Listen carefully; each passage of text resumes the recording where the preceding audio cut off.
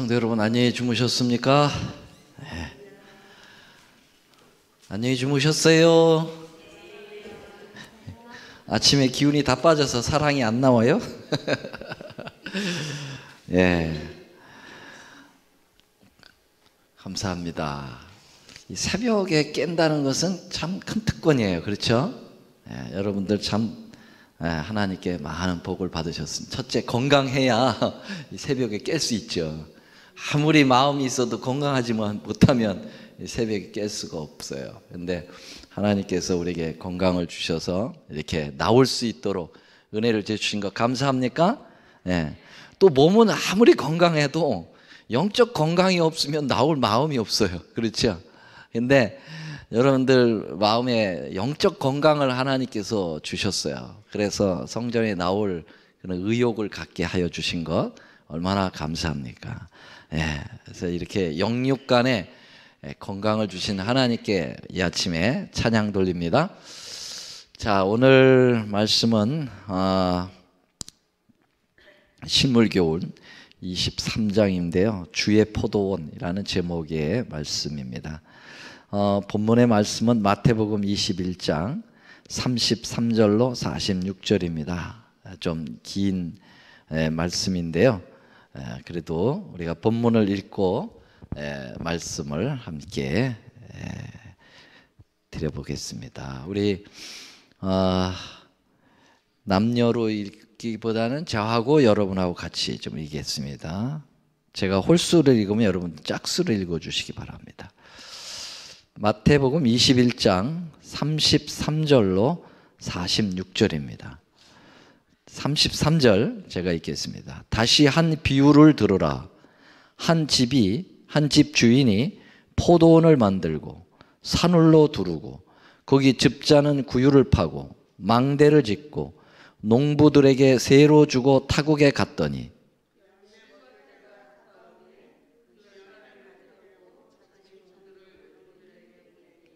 농부들이 종들을 잡아 하나는 심히 때리고 하나는 죽이고 하나는 돌로 쳤거늘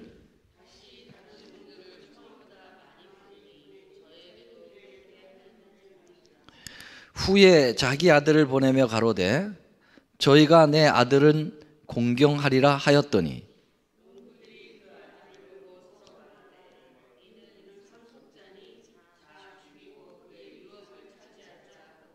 이에 잡아 포도원 밖에 내어 쫓아 죽였느니라.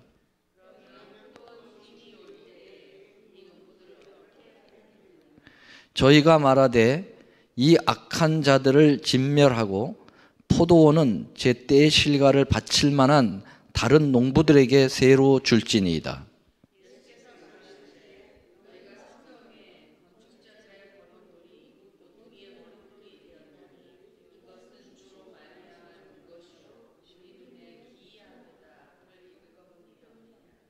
그러므로 내가 너에게 이르노니 하나님의 나라를 너희는 빼앗기고 그 나라의 열매 맺는 백성이 받으리라.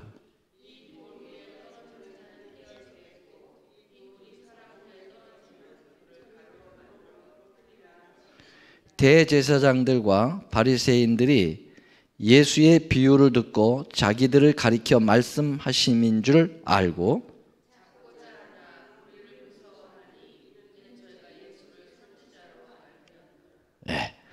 여기까지입니다. 마태복음 21장에서 예수님은 두 가지 비유를 연거푸 말씀하십니다. 첫 번째 비유가 지난 시간에 공부한 것이죠. 두 형제가 있는데 아버지가 야 포도원에 가서 일 좀 할래? 그렇게 했더니 첫째 아들은 예 가겠습니다 하고 갔어요, 안 갔어요? 안 갔습니다. 둘째 아들은 안 가요. 그리고 뻗팅겼어요. 그러다가 마음을 돌이켜서 갔다. 그렇게 얘기했습니다. 그래서 이 둘째에 대한 비유를 살펴보면서 그리스도께서는 유대인의 선생들에게 순종의 중요성을 가르쳐 주셨다. 네. 그래서 오늘은 또 이제 포도원 얘기를 또 했는데요. 오늘 읽어보신 것처럼 이스라엘 백성들에게 베푸신 아주 풍성한 축복에 대해서 말씀하셨는데, 이것을 이제 거절한 결과가 얼마나 두려운 것인가에 대하여 말씀하시고, 이 두 가지 비유가 다 순종을 강력히 이제 요청하신 것으로 나타내고 있습니다. 자, 그러면 여기 먼저 이 포도원이라고 하는 그 단어가 나오는데요. 포도원은 무엇을 나타냅니까? 예수님이 말씀하신 비유는 다 적용을 해야 되거든요. 근데 이 포도원은 무엇으로 적용을 해야 맞다고 생각하십니까?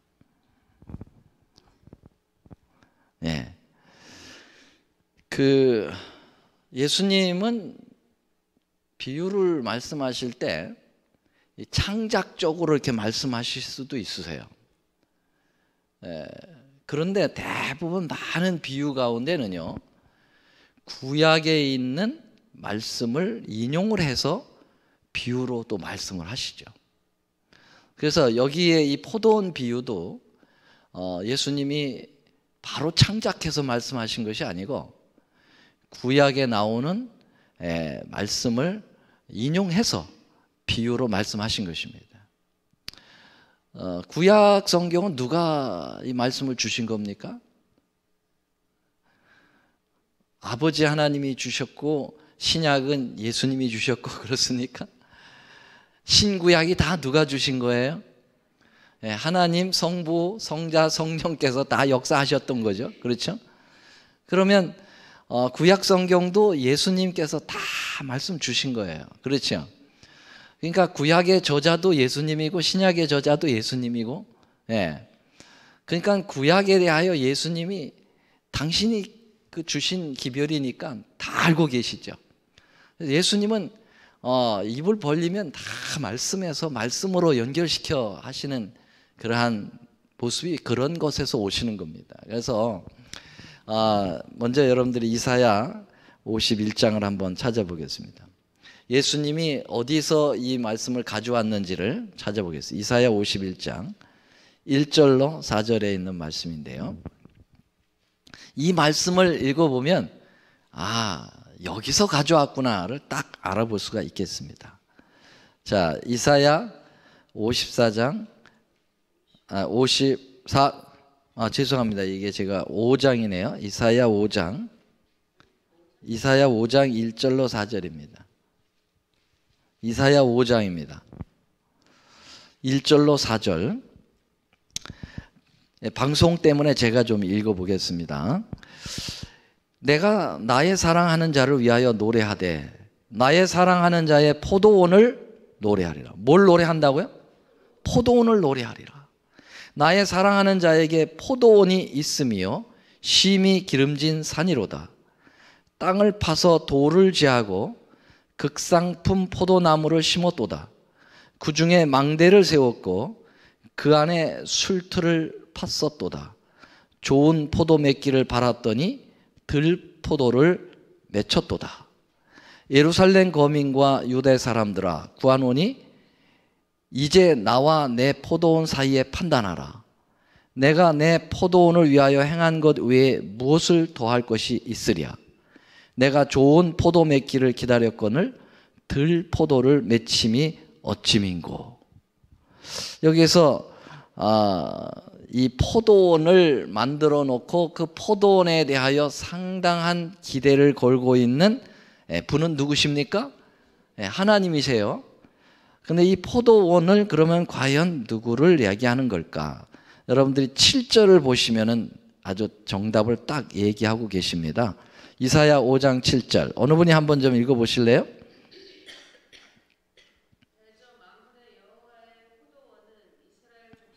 거기 나오네요. 만군의 여호와께서 포도원을 만들으셨는데 그 포도원은 누구라고요? 이스라엘의 족속이요. 그 다음에요?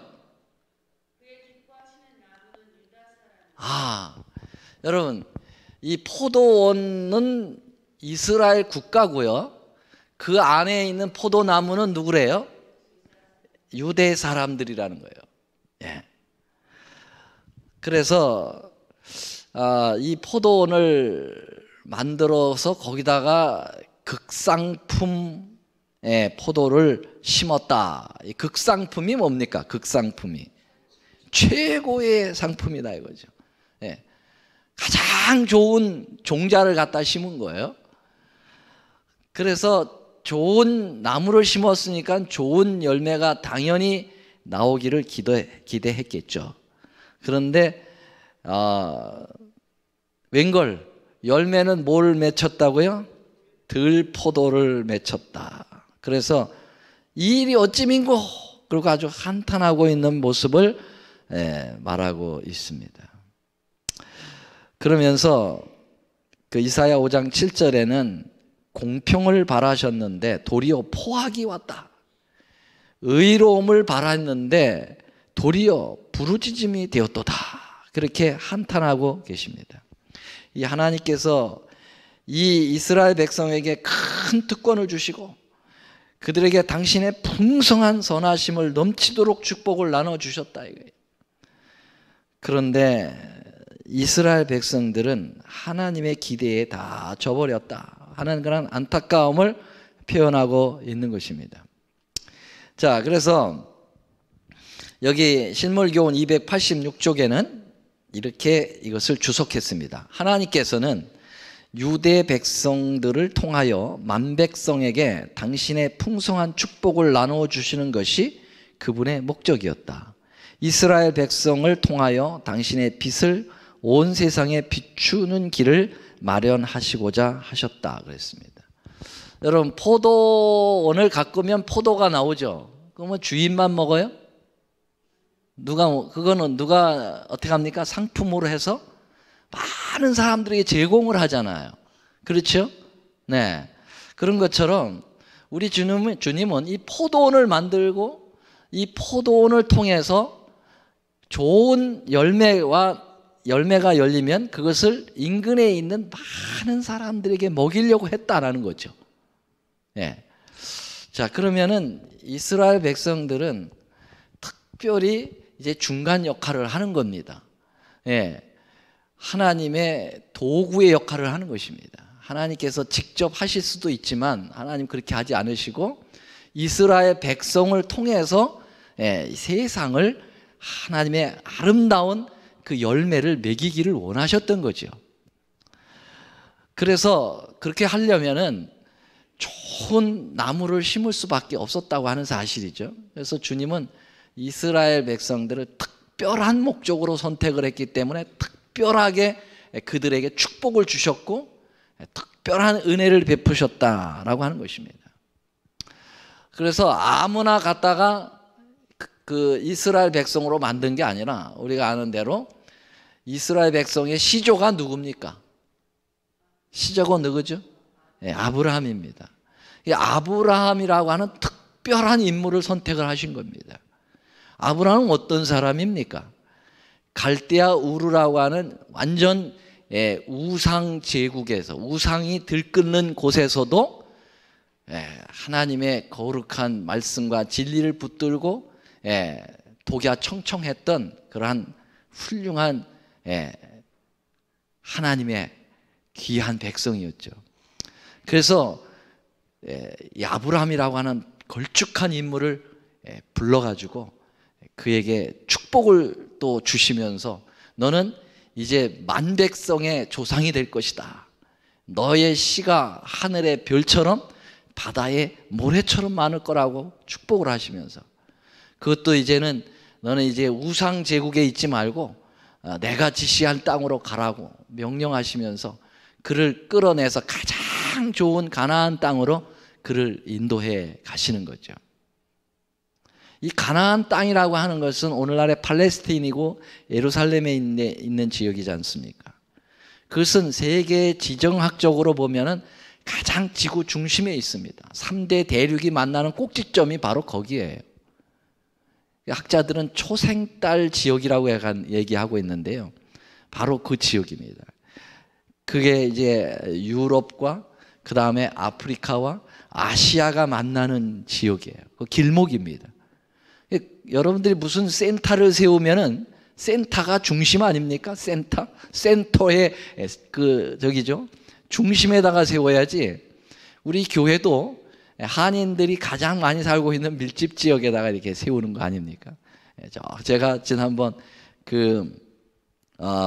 달라스에 사경회를 갔는데, 달라스 중앙교회는 그 한인 밀집 지역에 존재하고 있어요. 그런데 이 포트워스라고 하는 교회는 거기서부터 1시간 떨어져 있는 곳인데, 거기는 한인들이 거의 안 살아요. 거기다가 교회를 처음 저기들이 선배들이 지은 거죠. 거기가 중심 교회가 되고 달라스 중앙은 변두리 교회가 된 거예요. 교인 수가 별로 없어요. 근데 거기는 교인 수가 좀 많아요. 그렇게 가생에다 갔다가 전화봐야 발전이 안 되는 거죠. 가운데에 와야 되는 거예요. 그래서 두 교회가 이제 합치려고 지금 꽤 노력을 하고 있습니다. 그래서 하나님도 마찬가지예요. 이제 이 복음의 센터인 이 아브라함, 이스라엘 민족을 만들면서 그의 거처를 한 구석에다가 갖다 놓으면은 어떡하겠어요? 그러니까 가장 3개 대륙이 만나는 꼭지점에다가 딱 포진을 시키는 모습이죠. 그러니까 특별한 목적에 특별한 백성을 선택하고 특별한 공간을 마련해서 주님께서는 기대를 잔뜩 모았다는 것이죠.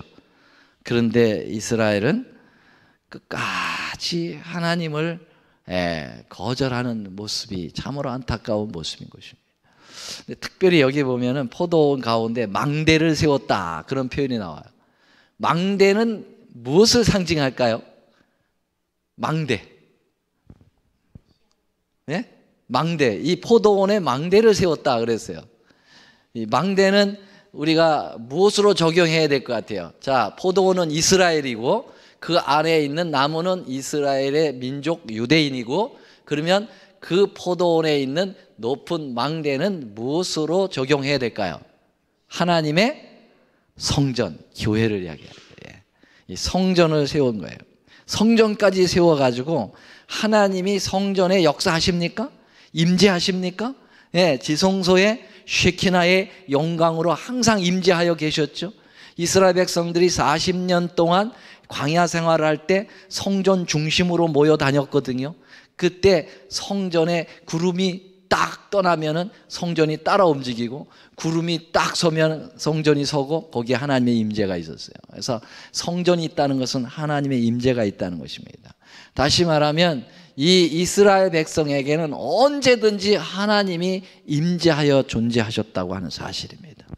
그럼에도 불구하고 이스라엘은 계속해서 주님을 거절하는 그러한 실망을 주님께 끼쳐드리고 말았다고 하는 사실입니다. 자, 거기까지는 뭐 그렇다 하더라도 하나님은 그들을 포기했습니까? 안 했습니까? 포기하지 않았어요. 그래서 이제 종들을 보내줍니다. 종을 보내서 그들의 실과가 어떻게 됐는지를 체크하면서 그들이 혹시 잘못됐으면 그것을 교정하여 다시 잘 농사를 짓고 이 농부들을 통해서, 이 종들을 통해서 좋은 극상품을 맺기를 바라서 종들을 보냈죠. 그랬더니 예수님의 비유 가운데 그 종들을 포도원 저기는 어떻게 했습니까? 죽였어요. 때리고 죽여버렸어요. 그래서 마태복음 21장 36절에 보면은 다시 다른 종들을 처음보다 많이 보내니 저희에게도 그렇게 하였는지라 그랬어요. 성경 여러 곳에 여러분 이 포도원에 이 종들을 보냈다고 하는 거, 이 종은 누구로 또 적용을 해야 될까요? 이 종은 누굽니까? 하나님의 선지자들을 보낸 거예요. 근데 보내면 죽이고 핍박을 하는 거죠. 그래서 더 많은 종들을 보냈다. 성경에는 부지런히 선지자들을 보냈다는 말이 굉장히 많아요. 여러분들이 부지런히 하나님이 보내셨어요. 부지런히.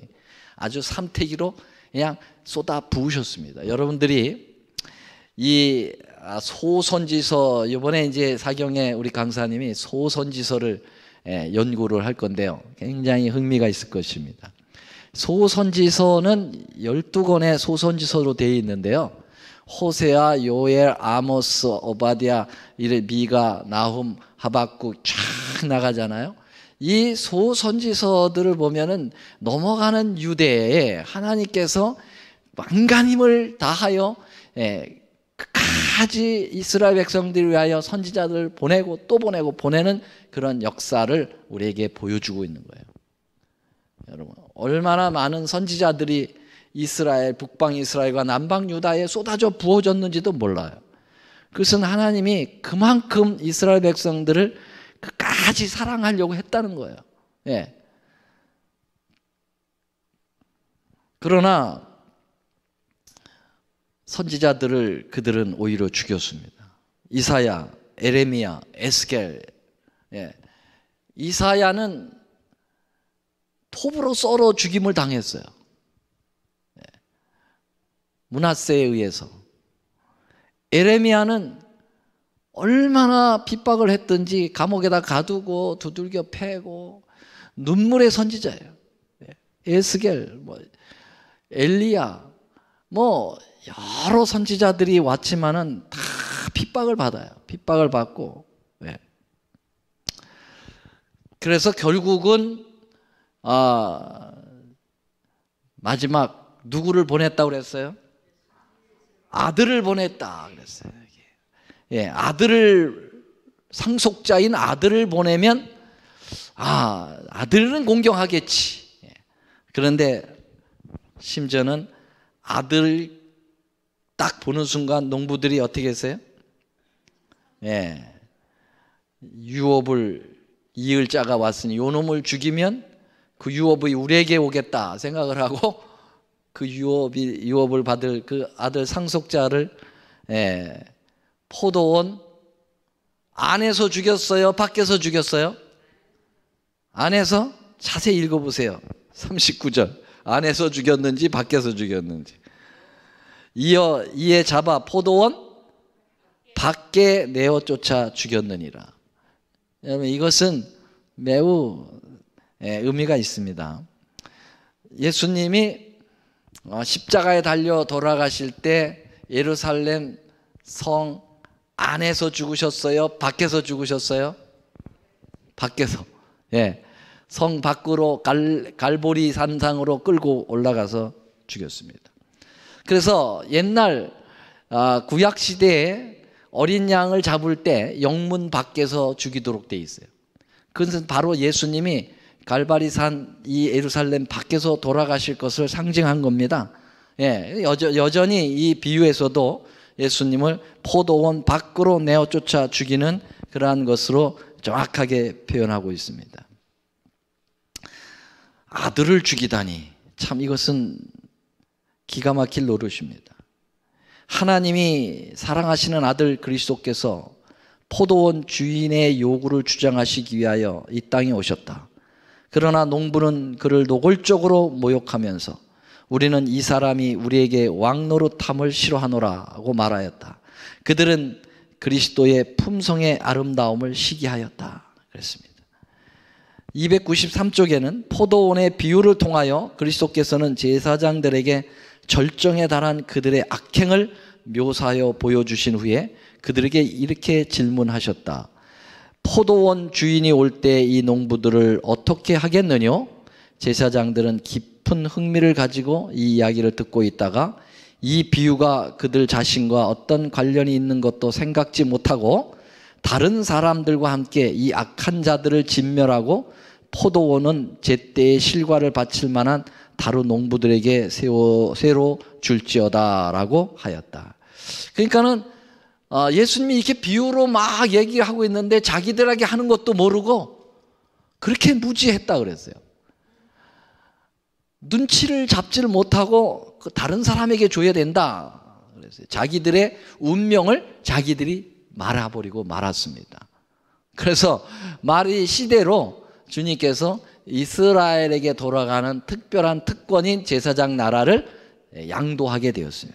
그게 바로 오늘 우리에게 양도를 하게 된 것입니다. 맞습니까? 예. 그래서 예수님은 마지막 애솟띄는 음성으로 이렇게 말씀하셨어요. 예수께서 가라사대 너희가 성경의 건축자들의 버린 돌이 모퉁이의 머릿돌이 되었나니. 여러분, 이 말씀은 여러 곳에서 나옵니다. 예, 성전에 모퉁이 돌이 되었는데 이 모퉁이 돌을 갖다 집어 던져 버려버렸다 그랬어요. 이 모퉁이 돌이 누굽니까? 예수님이십니다. 이거 어디 나오나요? 시편 118편에 나와요. 이걸 에베소 2장에도 여전히 모퉁이 돌에 대하여 나와요. 이 코너스톤이라고 하는 거죠. 이 모퉁이 돌은 건축에 있어서 굉장히 중요한 가장 기초석이에요. 기초석이고, 왜 하필이면 모퉁이 돌이라고 했는가 하는 것은 모퉁이 돌은 한 면과 한 면을 연결시켜 주고 있거든요. 그것은 다시 말하면 하나님과 이 죄인을 연결시켜 주고 있는 중보적 역할을 하고 있는 예수님의 모습을 표현하고 있는 것입니다. 그래서 이 모퉁이 돌이 그렇게 아름답고 상당히 중요성이 있는데 유대인들은 그것을 갖다 버렸다고 하는 것입니다. 그러나 이 돌은 제자리에 옮겨져야 되고 결국 이 돌에 의해서 결국은 심판을 받게 된다고 말씀하셨어요. 그것이 어제도 제가 안식일 설교에서 말씀드렸지만은 그 돌이 이제 마지막 때에 날아오는 돌입니다. 예. 그 모퉁이 돌이 이제 산돌이 되어서 이 땅에 내려오게 되는데요. 이 돌이 내려와서 이 지구를 깨기 전에 이 돌에 어떻게 돼요? 우리가 깨져야 된다. 마태복음 21장 42절 44절 이 돌 위에 떨어지는 자는 깨어지겠고 이 돌이 사람 위에 떨어지면 저를 가루로 만들어 흩어버리리라. 예. 준엄한 심판이 선고된 것입니다. 돌에 깨지느냐 아니면 내가 돌에 깨지느냐 이거죠. 돌이 나를 깨느냐 내가 돌에 깨지느냐 선택은 우리에게 달려 있습니다. 어떻게 하실랍니까? 여러분 돌에 가서 깨지실랍니까? 아니면 돌이 와서 나를 깰까요? 예, 우리가 돌에 가서 깨져야 된다는 것입니다. 네. 그것은 바로 예수님을 영접한다는 의미예요. 자기를 버리고 예수님을 영접한다는 것입니다. 그러면 그렇게 상속을 주려고 했던 유대인들에서 이제 우리에게 넘어와서 우리는 그 돌의 나라의 주인이 된다고 하는 사실을 이야기하고 있습니다. 아멘. 1차적으로는 이 돌이 와서 깬다고 말씀하셨는데요. 그것을 이 실물교훈에서는 로마 군대를 통해서 AD 70년에 예루살렘이 멸망하는 것으로 표현하셨습니다. 그래서 돌에 의해서 그러니까 하나님의 심판이 로마를 이용한 것이에요. 그래서 로마 나라를 이용해서 돌 위에 돌 하나도 남지 않고 다 부서뜨리우리라 라고 하는 AD 70년의 역사를 얘기했고요. 그것이 이제 마지막 시대에는 예수님이 직접 돌이 되어 오셔서 예수님이 이 지구를 심판하실 것에 대하여 말씀하고 있습니다. 그래서 마태복음 24장을 여러분들이 읽어보시면은 두 가지의 멸망이 섞여서 마치 꽈배기처럼 꼬여가지고 우리에게 제시되고 있어요. 첫 번째는 뭐죠? 예루살렘 멸망이에요. 두 번째로는 뭐죠? 지구 멸망이죠. 여러분 마태복음 24장 예수님의 재림 징조장을 읽어보세요. 쭉 읽어보면은요 두 멸망이 거기 같이 섞여져 나와요. 왜? 이 두 멸망은 이 첫 번째 예루살렘 멸망은 지구 멸망의 뭐라는 거예요? 샘플이에요. 하나의 모델링이라는 거죠. 그러면 우리에게 여기서 주는 마지막 결론은 뭐냐 이거예요.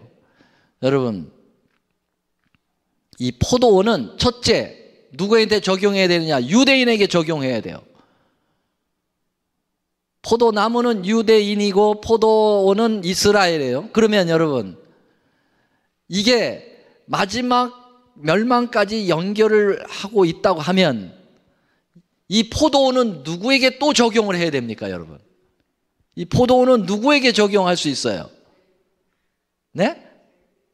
이 포도원은 어쩌면 제7안식 예수 재림 교인으로 적용할 수도 있겠어요. 네.